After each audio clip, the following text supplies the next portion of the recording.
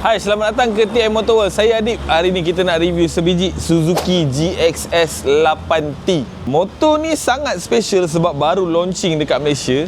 So basically the engine datang daripada model 8S ataupun 800RE ataupun 800DE. Basically semua engine yang sama, 8R pun engine yang sama. Cumanya untuk design dan overlook kepada motor ni, dia datang dengan klasik retro punya design style tapi dengan modern teknologi yang sangat-sangat best. First of all, Suzuki sangat pandai, dia tak bagi panel untuk side mirror. Sebab dia dah lengkapkan completely dengan handlebar and side mirror. So memang sangat gempak, sangat lawa, bulat-bulat gitu.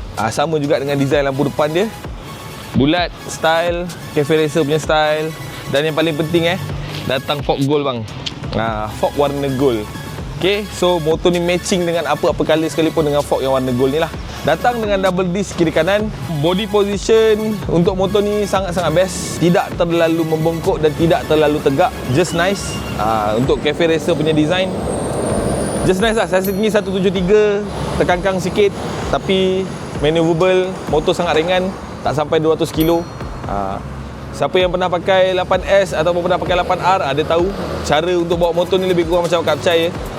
Dan datang tengok ni, emblem Suzuki warna hitam kan. Emblem Suzuki warna hitam. Okay, headball couple lawa. Design yang sangat-sangat lawa, sangat-sangat modern. Quick shifter, up and down, equip sekali.